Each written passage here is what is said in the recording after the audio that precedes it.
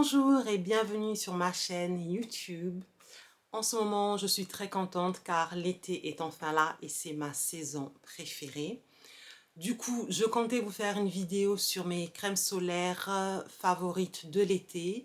Mais je me suis dit qu'avant de faire ça, je vais vous faire une vidéo sur les crèmes solaires sur lesquelles je ne dépenserai pas un centime. Bien sûr, dans cette vidéo, je vais vous expliquer pourquoi et j'espère que ça vous aidera au mieux à faire vos choix et ainsi à économiser votre argent. Je vais parler de différentes crèmes solaires et pour vous donner un exemple de raison qui me pousserait à ne pas en acheter, le plus simple serait de ne pas acheter une crème solaire parce que j'ai déjà vu des avis dessus et elle ne correspond pas à mes demandes, à mon type de peau. L'autre type de raison serait parce que je ne fais pas du tout confiance en la marque et je ne fais pas confiance au produit pour être une bonne crème solaire. Et oui, il y a des arnaques partout. Et si vous voulez en savoir plus, continuez à regarder la vidéo. La première crème solaire que je ne compte pas acheter est de la marque américaine Tatcha et elle s'appelle la Tatcha Silk Sunscreen SPF 50. C'est une crème solaire à filtres minéraux ou dits physiques, c'est-à-dire qu'elle n'utilise que comme filtre solaire les ingrédients titanium dioxide et zinc oxide. Ce sont les seuls ingrédients qui sont autorisés pour ce type de crème solaire. Elle est sortie l'an dernier, il me semble, et elle a fait le buzz parmi les personnes comme moi qui adorent les soins de la peau. Elle a fait le buzz parce qu'elle semblait être parfaite. En tout cas, elle était vendue comme étant parfaite. Et si vous connaissez un peu au niveau des crèmes solaires, vous savez que c'est très difficile de trouver des crèmes solaires avec des filtres minéraux qui soient esthétiquement élégantes. Elles ont tendance à avoir un effet blanchâtre, à être hyper épaisses ou trop grasses ou trop riches. Mais en même temps, ces filtres sont plus agréables pour les peaux sensibles et les yeux sensibles. C'est pour ça que malgré tous les défauts qu'elles peuvent avoir, beaucoup de personnes s'orientent vers ce type de crème solaire. Moi, donc, j'ai été intéressée par le fait qu'elle soit dite parfaite. Et c'est une marque que je connais. Il y a quelques années, j'avais acheté une crème solaire de la marque qui était une crème solaire de type hybride avec une grande partie de filtres minéraux et un petit peu de filtres chimiques. Et cette crème était parfaite. Pas d'effet blanchâtre, un effet matifiant pour ma peau grasse, pas d'yeux qui piquent, parfaite sous le maquillage. J'étais très contente quand je l'ai achetée jusqu'à ce que je me rende compte qu'elle m'a donné beaucoup de boutons parce qu'elle contenait des huiles essentielles, ce que je n'avais pas vu. Malgré tout, je l'ai gardée dans mon cœur au point que j'ai gardé le packaging. Et il s'agit de la Silken Pore Perfecting Sunscreen avec protection SPF 35. Du coup, quand ils ont sorti une nouvelle crème solaire avec que des filtres minéraux, qui est censée être parfaite, qui ne contient ni parfum ni alcool, malgré le prix qui est très élevé, je me suis dit, je vais quand même essayer parce que c'est très rare à trouver et s'ils l'ont fait une fois, peut-être qu'ils arriveront à le faire 2 fois. Eh bien, grosse déception. J'ai regardé les avis avant de commander cette crème solaire qui vient des États-Unis, qui est chère. Donc, j'ai préféré regarder des avis avant. Et si vous avez la peau foncée, très foncée, parce que j'ai vu des revues de personnes avec des peaux foncées, moyennes, et il n'y avait pas d'effet blanchâtre.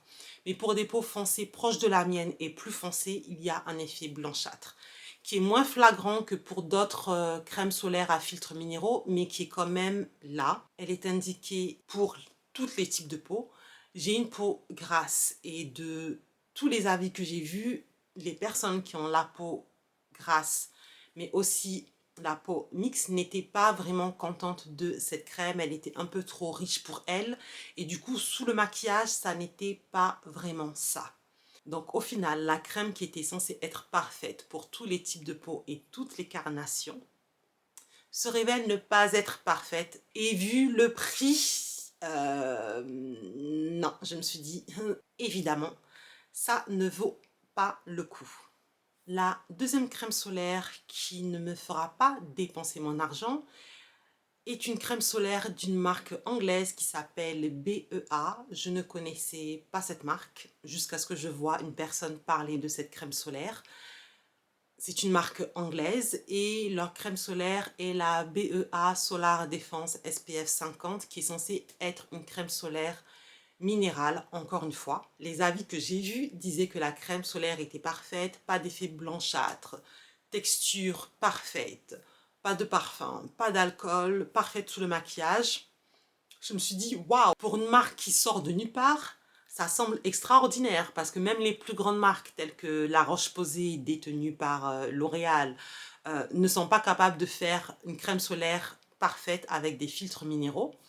Donc ça m'a intriguée. Je suis allée sur le site de la marque, j'ai regardé en détail, c'était pas très compliqué, la liste d'ingrédients et je me suis dit, ouh là là là là là là, ça paraît un peu bizarre. La marque en elle-même paraît un peu beaucoup bizarre parce que la liste d'ingrédients n'a pas de sens. Si vous vous y connaissez un peu en cosmétique, en chimie, un rapide coup d'œil et vous vous rendez compte que ce n'est pas normal. Je pourrais dire beaucoup de choses sur cette liste d'ingrédients, mais je vais m'attarder sur les choses les plus évidentes. Le nom qui est donné aux ingrédients n'est pas réglementaire dans la cosmétique. Le nom donné aux ingrédients dans une liste d'ingrédients de produits cosmétiques doit suivre un cahier des charges et on appelle ça le INSI Ingredient List. Donc, il y a une nomenclature précise pour le nom des ingrédients. Ici, par exemple, le dernier ingrédient, c'est la vitamine C. La vitamine C, ça ne veut rien dire. Au niveau chimie, il y a plusieurs types de vitamine C et le nom chimique utilisé par les cosmétiques chimistes n'est pas vitamine C. C'est en général ascorbic acid qui est le nom le plus commun, c'est le nom chimique. Et il y a d'autres types de vitamine C qui existent, qui sont utilisés, mais aucun n'est appelé vitamine C. C'est pas réglementaire. Un chimiste qui voit ça, il ne sait pas ce qu'il y a dans ce produit. Un autre exemple est le mot cactus. Ok, on comprend qu'il y a des extraits de cactus, on ne sait pas exactement quoi. Quoi qu'il en soit, les ingrédients naturels ont aussi une nomenclature. On ne peut pas juste dire cactus ou fleur de vanille, ce genre de choses. Non, pour les ingrédients naturels, en général, c'est le nom latin qui est utilisé. Je vous mettrai le nom latin du cactus qui aurait dû être utilisé. L'autre problème, c'est que la vitamine C ici est le dernier ingrédient, ce qui veut dire que c'est l'ingrédient le moins important en termes de concentration. Cette crème solaire explique qu'elle est efficace pour lutter contre l'hyperpigmentation et différents types de vitamine C peuvent aider effectivement, sauf que pour cela, il faut qu'elle soit utilisée en quantité qui soit conséquente.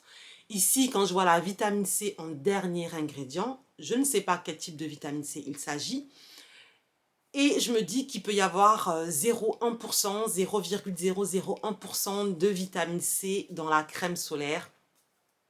Je ne vois pas trop en quoi ça peut aider pour l'hyperpigmentation. Un autre exemple qui montre que cette liste d'ingrédients n'a pas de sens est le fait que les différents ingrédients que l'on voit, l'eau, le zinc oxide, l'aloe vera, ces ingrédients-là en fait donnent une crème. Sauf que si vous mélangez ces ingrédients, peu importe les quantités, peu importe votre façon de mélanger, vous n'aurez pas de crème. Parce qu'il n'y a pas ce qu'on appelle d'émulsifiant qui permet d'améliorer la texture, de mélanger les ingrédients entre eux. Il n'y a pas ça, ni silicone, ni émulsifiant qui aurait permis de modifier ça en crème. Donc c'est comme si vous faites une recette de cuisine, vous mélangez des ingrédients secs, vous mettez un tout petit peu d'eau et vous attendez à avoir une crème somptueuse. Parce que d'après les avis que j'ai vus, la crème était parfaite et s'étalait parfaitement, ce qui n'est pas possible. Maintenant, c'est la liste d'ingrédients qui est donnée sur le site. Si vous achetez le produit, je ne sais pas quelle liste d'ingrédients est sur le packaging. J'espère que ce n'est pas cette liste parce que ça n'a pas de sens. Mais même si sur le packaging, la liste est plus cohérente, je n'ai pas confiance. C'est une crème qui se dit aussi être bonne pour les peaux sensibles. Si vous êtes une marque et que vous faites des produits pour les peaux sensibles, vous devez être au courant que des personnes à peau sensible comme moi ont besoin de voir la liste d'ingrédients avant d'acheter le produit pour s'assurer qu'il n'y a pas d'ingrédients qui puissent me donner d'allergie, qu'il n'y a pas d'ingrédients que ma peau ne supporte pas. C'est très important. Donc, pour moi, ça n'a pas de sens. Je ne sais pas qui est derrière la marque, mais ça n'a absolument aucun sens. Du coup, je ne fais pas confiance au produit.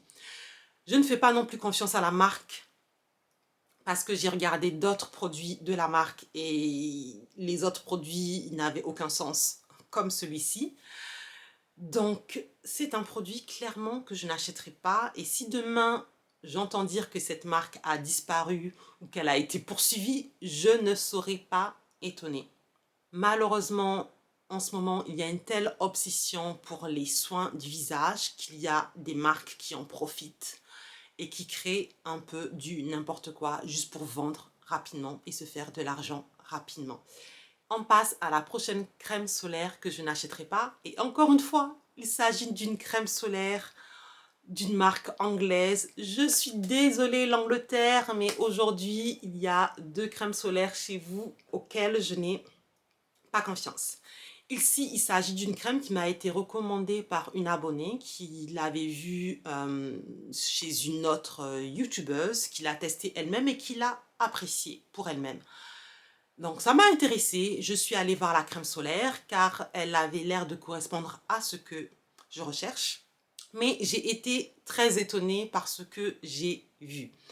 Donc la crème solaire est dite minérale, ou je dirais que la description de la crème solaire laisse entendre qu'elle serait une crème solaire minérale. Car quand vous allez sur le site, il ne parle que de filtres minéraux. C'est tout. Donc forcément, vous pensez que c'est une crème solaire minérale qui est parfaite, pas d'effet blanchâtre, texture parfaite, parfaite sous du maquillage.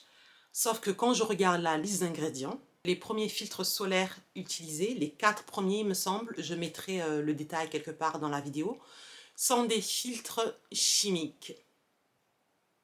Il y a bien un filtre minéral quelque part perdu, mais la concentration semble quand même assez basse. Donc, pour moi, c'est plutôt une crème solaire principalement chimique avec un petit peu d'ingrédients de protection solaire minérale. Les ingrédients de type chimique pour cette crème solaire sont des ingrédients qui protègent principalement contre les UVB. Dans la description du produit, il est clairement indiqué que c'est une crème qui protège très efficacement contre les UVA et les UVB. C'est sur le site internet. Sauf que si vous regardez le packaging, il n'est rien dit pour la protection contre les UVA. La protection UVB est spécifiée par le SPF 50, qui est la protection maximum. Mais en Europe, lorsque l'on veut montrer qu'une crème solaire protège contre les UVA et les UVB, il y a plusieurs termes qui sont utilisés. On peut utiliser broad spectrum, à large spectre. On peut mettre l'UVA au centre d'un cercle. On peut mettre des étoiles. Toutes les marques font ça, sauf cette marque.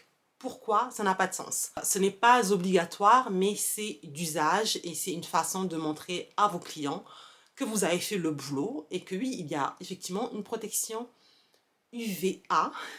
Et là, ce n'est pas le cas. Donc, je trouve ça un peu suspect, ce qui fait que je n'ai pas confiance en cette crème solaire pour me protéger efficacement contre les UVA aussi bien que les UVB. Les UVA, ce sont les UV qui causent le plus les problèmes d'hyperpigmentation et c'est la raison principale pour laquelle j'utilise une crème solaire. Donc, je n'ai pas d'intérêt à acheter cette crème, sachant qu'il y a plein d'autres crèmes solaires qui spécifiquement sur le packaging vous indique qu'elle protège contre les UVB et les UVA. Et pour ne pas enfoncer l'Angleterre, je vais vous donner l'exemple de 2 crèmes solaires anglaises auxquelles j'ai confiance. Il s'agit de la marque Altfist ainsi que de la marque Dr. Sam's dont j'ai déjà parlé dans mes vidéos. La quatrième crème solaire qui ne me fera pas dépenser mon argent est cette fois-ci d'une marque australienne qui s'appelle Ultraviolette et il s'agit de leur crème solaire minérale SPF 50 qui s'appelle Lean Sunscreen. Alors cette crème solaire m'a intéressée parce qu'elle est dite comme étant une bonne base matifiante et invisible sur toutes les carnations. Et de plus, elle ne contient ni parfum ni alcool.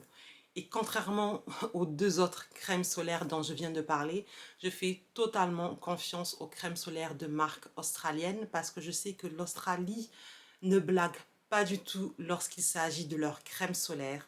Il n'y a aucune crème solaire qui peut entrer leur marché ou qui ne peut se vendre sur le territoire australien après avoir été testée de façon stricte.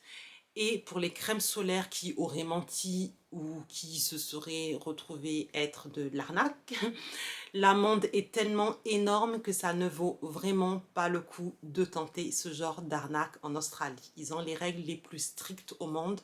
Malheureusement, cette crème n'est pas faite pour moi. Par chance, j'ai pu la tester il y a quelques semaines parce que j'étais en vacances en Angleterre et c'est une marque qui est vendue dans le magasin Space Key qui vend des produits cosmétiques que l'on ne retrouve pas partout, en tout cas en Europe. Et malheureusement, cette crème solaire n'est pas invisible sur ma carnation. Donc si c'est une crème solaire qui vous intéresse et vous avez la peau foncée, je ne vous la conseille pas. La cinquième crème solaire pour laquelle je ne dépenserai pas mon argent est la très populaire en ce moment Beauty of Joseon, qui est une marque coréenne très à la mode en ce moment. Aussi, la marque en elle-même. Et j'ai vu cette crème solaire partout, j'ai vu des avis positifs partout. Euh, Ceux qui l'ont essayé ont l'air d'être très contents.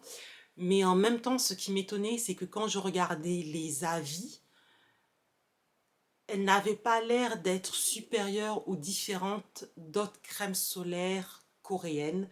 Donc, je ne comprends pas trop l'engouement sur cette crème, comme si elle était supérieure ou meilleure, alors que les avis dans leurs détails ne donnent rien de plus par rapport à d'autres crèmes solaires de type coréenne, je dis bien. Après avoir vu plusieurs avis, je me suis dit de toutes les façons, elle n'a rien de plus que d'autres crèmes solaires coréennes. Elle a même un petit côté négatif. Pour mon type de peau, elle a l'air d'être très hydratante, trop hydratante pour ma peau grasse, mais le côté négatif qu'elle a par rapport à d'autres crèmes solaires, c'est le fait qu'elle n'est pas invisible pour les peaux foncées. Quand je regarde des avis sur crème solaire, je m'assure d'avoir dans mon feed des femmes qui ont la peau foncée pour voir exactement ce que ça donne sur leur carnation. Et c'est visible sur les peaux foncées. C'est pas hyper visible, mais c'est pas invisible. Donc, sachant qu'il y a plein de crèmes solaires coréennes qui sont invisibles, je ne vois pas pourquoi je dépenserais mon argent sur cette crème solaire, bien qu'elle soit tendance. La sixième crème solaire qui ne me fera pas dépenser mon argent est encore de la marque Beauty of Joseon et il s'agit cette fois de leur crème solaire sous forme de stick. Alors je précise, il ne s'agit pas que de Beauty of Joseon ici, il s'agit de toutes les crèmes solaires sous forme de stick et il y en a beaucoup qui sont sorties cette année. Celle de Beauty of Joseon est juste la plus populaire sur les réseaux sociaux d'après ce que j'ai vu. Elle est populaire parce qu'elle est invisible, pas d'alcool, pas de parfum et elle est dit matifiante, ce qui est intéressant pour les personnes comme moi qui ont la peau grasse. Mais quand j'ai vu les avis de la crème solaire, la première chose que je me suis dit, c'est comment vous êtes sûr d'avoir une protection 50 avec un stick? Parce que c'est quand même compliqué de voir la quantité de crème qui est appliquée. Lorsque l'on fait glisser un stick, il est assez clair que peu de produits s'applique sur la peau comparé à une crème que l'on applique sur le visage. Et même lorsque l'on applique une crème solaire, pour avoir la protection adéquate, il faut appliquer une certaine quantité. Donc je ne vois pas comment c'est possible avec un stick. Pour m'apporter la réponse, il y a une youtubeuse qui est chimiste qui a fait une expérience, puisque normalement on est censé appliquer un certain poids de crème solaire sur le visage pour avoir une protection adéquate à ce qui est indiqué sur le packaging. Et lorsqu'elle a fait son expérience, il me semble que la quantité de produits à appliquer était plus de 20 couches de stick. Qui a le temps de faire ça? Pas moi. Donc, je ne vois pas l'intérêt d'acheter cette crème solaire si je ne peux pas avoir la protection qui va avec. Beaucoup de personnes pensent que ce n'est pas grave car ils n'utilisent ce stick qu'en réapplication au-dessus de leur crème solaire qu'ils ont appliquée le matin. Mais pour moi, dans ce cas-là, pourquoi ne pas réappliquer la même crème solaire que vous avez appliquée le matin? Il suffit d'avoir un gel hydroalcoolique à disposition pour ne pas laisser de bactéries ou de saleté sur le visage, et c'est tout en fait. D'autant plus que je trouve que c'est plus hygiénique de faire ce que je viens de dire plutôt que de réappliquer un stick sur le visage qui ne peut pas vraiment être nettoyé correctement. Et en fait, lorsque vous appliquez le stick, c'est le stick sur votre visage plein de sueur, de pollution, de saleté ou de maquillage pour ceux qui veulent l'appliquer au-dessus du maquillage. Donc je ne trouve pas que ce soit hygiénique, comme j'ai pu voir certains le faire. Pour moi, c'est encore pire. Et comment s'assurer d'avoir une protection si vous appliquez la crème solaire sur le maquillage? Comment s'assurer qu'elle est appliquée de façon uniforme sur votre peau? C'est juste pas possible. Et ces crèmes solaires, en plus, ne sont pas testées pour être appliquées sur le maquillage. Je veux voir sur leur site clairement quelle quantité de crème solaire on doit appliquer et est-ce que c'est possible d'avoir cette protection en appliquant sur le maquillage lorsque vous avez un fond de teint. Moi, quand j'applique une crème hydratante ou un sérum, je sais que si je le tapote au-dessus de mon maquillage, ça ne va pas avoir le même effet. Mais alors, du tout. Donc, je ne fais pas du tout confiance en ces crèmes solaires. Tout simplement parce que techniquement, dans la vie réelle de tous les jours, je ne vois pas comment avoir une bonne protection avec. Et en plus, je trouve que ce n'est pas hygiénique, encore une fois. Dans la même catégorie de crème solaire dont techniquement je n'ai pas confiance, ce sont les crèmes solaires aérosols version brume dont j'ai déjà parlé sur cette chaîne. J'avais testé celle de La Roche-Posay et de Bioderma il y a très longtemps.